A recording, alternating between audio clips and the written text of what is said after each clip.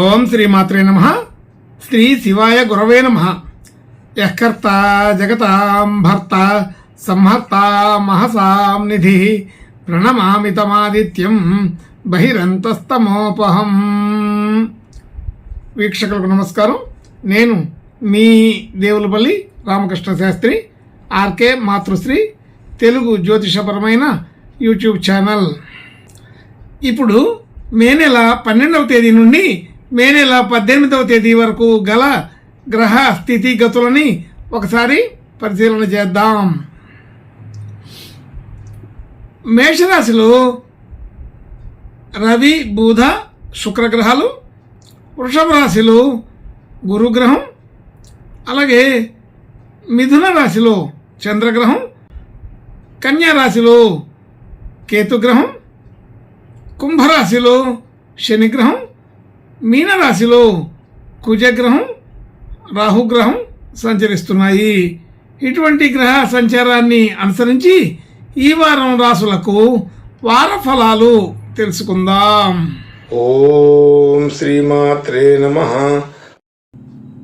ఇప్పుడు కన్యారాశి వారి గురించి తెలుసుకుందాం. కన్యారాశి వారికి రాశిలో కేతుగ్రహం, 6వ స్థానంలో శనిగ్రహం, 7వ స్థానంలో కుజ రాహు గ్రహాలు, 8వ స్థానంలో రవి శుక్ర బుధ గ్రహాలు, 9వ స్థానంలో గురుగ్రహం, 10వ స్థానంలో చంద్రగ్రహం సంచరిస్తున్నాయి. ఇటువంటి గ్రహ సంచారాన్ని అనుసరించి ఈ వారం ఈ కన్యా రాశి వారికి మధ్యస్థమైన ఫలితాలుగానే చెప్పబడుతుంది. అయితే రాశ్యాధిపతి అష్టమంలో ఉన్నారు. రవి శుక్ర గ్రహాలతో కలిసి.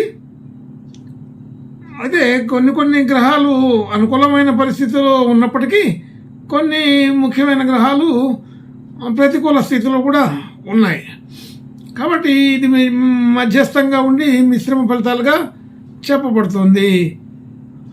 అయితే ఇందులో కూడా ఆర్థిక పరమైన విషయాలకే అనుకూలంగా ఉంటుంది, కానీ మిగిలిన వ్యవహారాల్లో కొంత ఇబ్బందికరం చూడవచ్చు. అయితే ముఖ్యంగా రాశ్యాధిపతి అష్టమంలో ఉండడం, ఇది మిగిలిన గ్రహాలతో కూడా అష్టమంలోనే కలిసి ఉండడం, ఇదంతా చూస్తే కన్యా రాశి వారికి మానసికంగా కొంత ఆందోళన కలిగే అవకాశం ఉంటుంది. ఆందోళనతో పాటు సరైన నిర్ణయం తీసుకున్నప్పటికీ కూడా అది సరైనదైనా కాదా అని డైలమాలోనే ఉంటారు. అంటే ఒక రకమైన భీతి కలిగి ఉంటారు. భీతి అంటే అనుమానం, భీతి అనేవి మాటలు కొంత భయంతో కూడినటువంటివి. తర్వాత అనుమానం అంటే మనం చేసిన పని మీద మనకే నమ్మకం లేని పరిస్థితిలాగా ఉండడం. తర్వాత మనం చేసిన పని నిజంగా సరైనదేనా కాదా అని ఎప్పటికప్పుడు కొంత అనుమానంతో ఉండే అవకాశం ఉంటుంది. అలాగే ఆర్థికపరమైన విషయాల్లో అనుకూలత బాగానే ఉంది. గురువుగారి దృష్టి ధనస్థానం మీద ఉంటుంది. అలాగే అన్ని గ్రహాల స్థితి కూడా, అంటే రాహు కుజులు కూడా అదే ధనస్థానాన్ని చూస్తుంటారు. ఇలా కొంత మిశ్రమంగానే, అంటే ధనం వస్తుంది, ధన సంబంధించిన విషయాల్లో అనుకూలత ఉంటూనే మళ్ళీ ఒక రకమైన ఆందోళన, భయము, ఇబ్బంది కలిగే అవకాశం కూడా ఉంది. అయితే మనం ఎటువంటి తప్పు చేయకుండా, ఎటువంటి ఇబ్బంది లేకుండా సంతోషంగా ఉండవలసిన సమయంలో కూడా కొంత ఇబ్బందికరమైనటువంటి ఆలోచన వస్తుంటాయి. అయితే ధన సంబంధించిన విషయంలో అది కూడా కొంత అపనమ్మకంతో కూడా ఉంటాయని అర్థమవుతుంది. అలాగే కుటుంబ సభ్యులు, బంధుమిత్రులు అందరితో కూడా సాధారణంగా సఖ్యంగా ఉంటూనే సాధారణంగా ఉండే అవకాశం ఉంది. అలాగే గృహ వాహన యోగాదులు అనుకూలంగానే ఉంటాయి, కానీ అది ఆతృతగా ఉండవు. అంటే తప్పనిసరిగా తీసుకొనే తీరాలి అని ప్రయత్నంలాగా ఉండవు.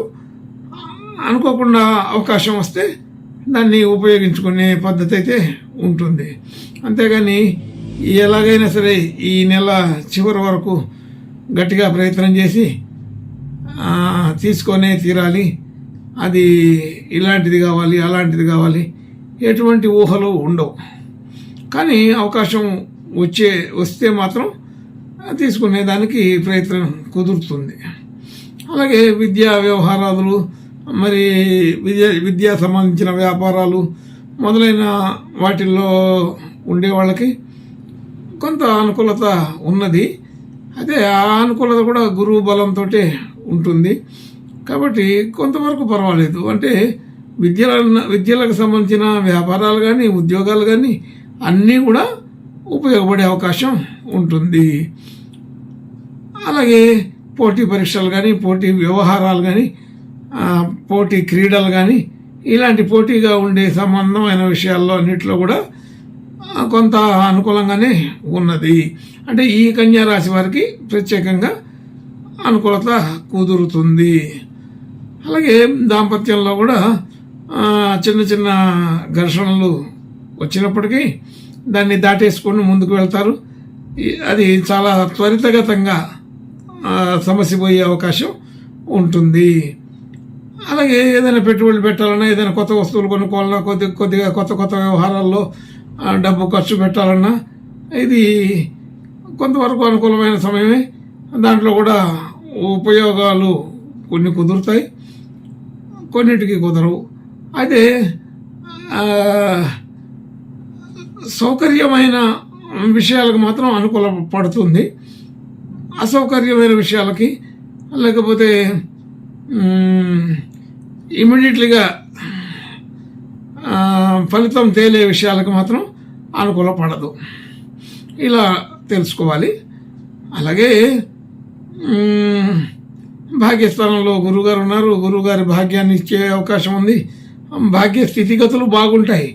అంటే ఎవరో చెప్పినట్టు తెల్లవారేసరికి తలుపులు తట్టుకొని కోటీశ్వర్లు అవుతారు, కోట్లు వచ్చి మీద పడతాయి అనే అట్లా కాదు.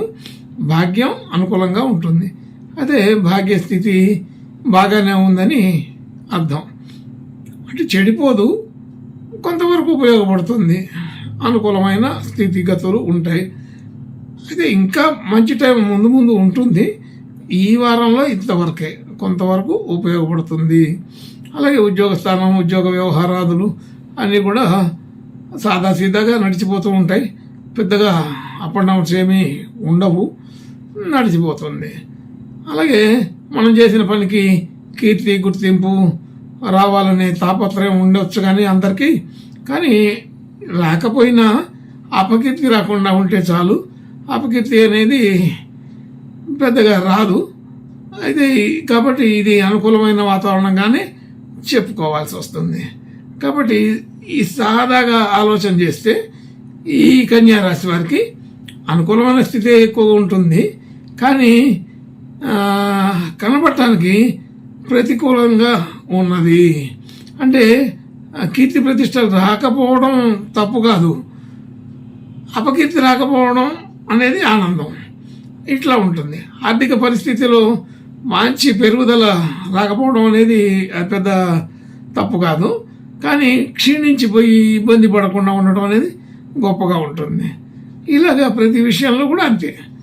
అతిగా సమస్యలు లేకుండా ఉండవు, అతిగా ఆశించిన వాళ్ళకి ఇబ్బందికరంగా ఉంటుంది. అంటే ఏదైనా చిన్న సమస్యలు వస్తే సాధారణంగా అవి వస్తుంటాయి, పోతుంటాయి, నడుస్తుంటుంది.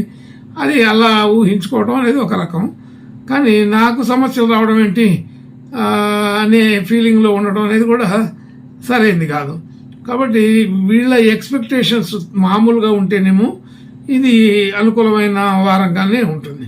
కొంచెం పెద్ద స్థాయిలో ఎక్స్పెక్టేషన్ చేసే వాళ్ళకి ఇది సరిపోయేటట్టుగా ఉండదు, అసంతృప్తి అనేది అక్కడ కలుగుతుంది. కాబట్టి అన్ని రకాల విషయాల్లో బాగానే ఉంది. పెద్దగా ఎక్కువ ఎక్స్పెక్ట్ చేయకుండా సాధారణంగా ఉండండి. ఈ వారం అయితే పెద్దగా ఇబ్బందులు అయితే ఎటువంటి పరిస్థితుల్లో కూడా ఉండవు. కానీ ప్రయాణాలు చేయవలసి వస్తుంది. మరి చాలా మందిని బంధుమిత్రులు గణాలని అందరినీ కలవాల్సి వస్తుంది, కలుస్తాము. మరి సఖ్యతగానే ఉన్నట్టుగానే ఉంటుంది. అయితే ఎప్పుడైనా సరే ఆ సఖ్యత అంటే ఎట్లా సాదాసీదాగా మనం కొంతసేపు కలిసి మాట్లాడితే అది సఖ్యతగానే ఉన్నట్టు అనిపిస్తుంది. కానీ అతి ప్రయత్నాలు అతి సర్వత్ర వర్జ్యత అన్నట్టు ఒక దాన్నే పదే పదే అంటే వ్యక్తిత్వాన్ని దాటి ఆలోచన చేయటం, అహంభావాన్ని చూపించటం, ఇలాంటి విషయాలు కొంత ఇబ్బందికరంగా ఉంటాయి. కాబట్టి సాదాసీదాగా అనుకూలంగా ఉండటం అంటే కొంతవరకు అలా ఉండిపోతుంది. కానీ అతిగా ఆలోచన చేసేవాళ్ళు, అతిగా ఎక్స్పెక్ట్ చేసేవాళ్ళు, అతిగా స్పందించే వాళ్ళతోటి ఇబ్బందులు ఉంటాయి. అవన్నీ కూడా చిత్తా నక్షత్రం వాళ్ళకి ఎక్కువగా ఉంటూ ఉంటాయి ఈ వారంలో. కృత్తిక చిత్తా నక్షత్రాల వాళ్ళకి మాత్రమే ఉండి హస్త నక్షత్రం వాళ్ళకు ఉండకపోవడం అనేది ఒక విశేషం. అయితే చిత్తా నక్షత్రం వాళ్ళకి ఎక్కువగాను, కృత్తిక నక్షత్రం వాళ్ళకి ఇంకా తక్కువగాను ఉండొచ్చు. మొత్తానికి సందర్భాన్ని బట్టి ఆ కన్యా రాశి వారికి ఈ వారం సాధారణమైన ఫలితాలు ఉంటూనే కొంచెం అనుకూలత ఎక్కువగా ఉంది. అయితే ఆ అనుకూలత కూడా వీళ్ళ యొక్క ప్రతిస్పందన వ్యవహారాలని బట్టి కొంత తగ్గుతూ ఉంటుంది. కాబట్టి ఇది గమనించి దానికి తగినట్టుగా ప్రయత్నం చేసుకునే వాళ్ళకి మంచి వారంగానే చెప్పవచ్చు. ఇంకా మంచి శుభ లక్షణాలు కలగడం కోసం ఈ కన్యా రాశి వారు ఈ వారం దుర్గామాతని ఆరాధించడం, పూజించడం మంచి శుభ పరంపర పెరగడానికి అవకాశం ఉంటుంది. శుభం భూయాత్. ఓం శ్రీమాత్రే నమః.